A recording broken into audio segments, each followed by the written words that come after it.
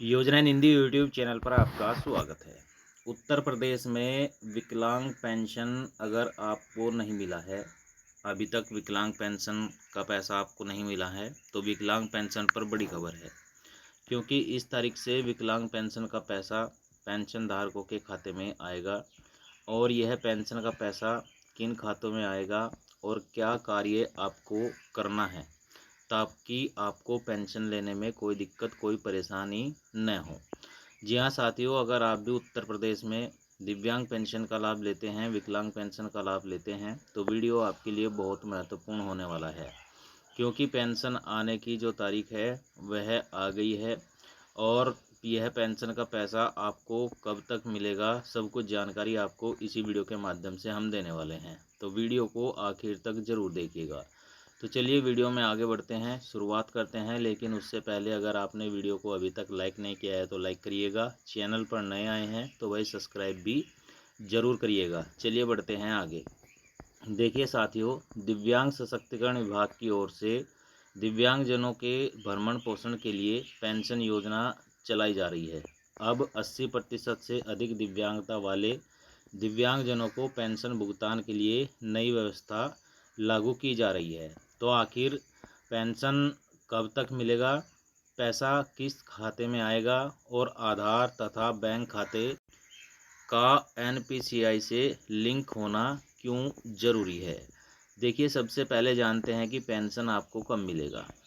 जिला दिव्यांगजन सशक्तिकरण अधिकारी के अनुसार 80% से अधिक दिव्यांगता वाले व्यक्तियों को सितंबर के तीसरे सप्ताह में भुगतान किया जाएगा।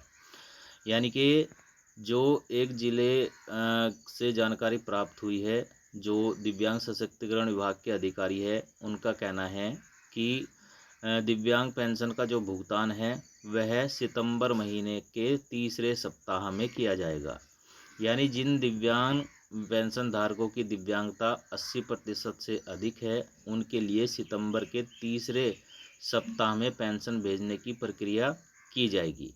यानी कि जो 80% से ऊपर के दिव्यांग हैं या 80% दिव्यांग हैं, उनकी जो पेंशन है सितंबर के तीसरे सप्ताह में पेंशन भेजने की जो प्रक्रिया है वह की जाएगी।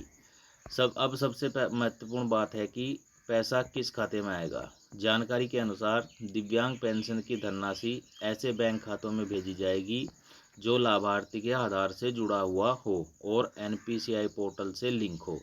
यानी कि आपका जो भी खाता आधार से जुड़ा होगा, एनपीसीआई से लिंक होगा, उसी खाते में आपकी पेंशन भेजी जाएगी। इसलिए अगर आप दिव्यांग पेंशन का लाभ लेते हैं तो अपने बैंक खाते की स्थिति ज़रूर जांच कर लें।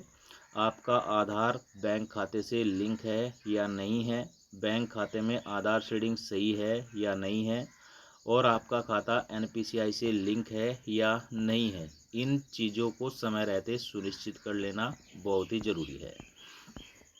एनपीसीआई लिंक क्यों ज़रूरी है। एनपीसीआई के माध्यम से सरकार की ओर से भेजी जाने वाली डीबीटी यानी डायरेक्ट बेनिफिट ट्रांसफ़र की धनराशि लाभार्थियों के खाते तक पहुंचाई जाती है।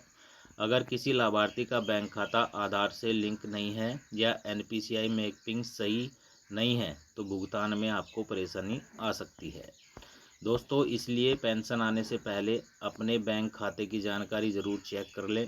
दिव्यांग पेंशनधारक क्या करें। अगर आप 80% से अधिक दिव्यांगता वाले लाभार्थी हैं तो सबसे पहले अपने बैंक में जा कर के जानकारी प्राप्त कर ले कि आपका बैंक खाता आधार से लिंक है या नहीं है। इसके साथ ही हाँ, बैंक से यह भी पूछे कि आपका आधार एनपीसीआई मैप है या नहीं है। अगर एनपीसीआई मैपिंग नहीं है तो बैंक में आवश्यक प्रक्रिया पूरी कर लें। इसके अलावा अपने पेंशन आवेदन से संबंधित जानकारी और दस्तावेजों में भी किसी प्रकार की गलती है तो उसे समय रहते ठीक करवाना बेहतर रहेगा। तो साथियों, सितंबर महीने के तीसरे सप्ताह से आपको पेंशन मिलना शुरू होगा। चाहे आपका 2 किस्त रुकी है, 3 किस्त रुकी है, 3,000 रुपये है, 6,000 रुपये है, सब कुछ आपको पेंशन मिलेगा। तो यही थी जानकारी दिव्यांग पेंशन को लेकर। वीडियो अगर आपको अच्छा लगा हो तो लाइक शेयर कमेंट जरूर करिएगा।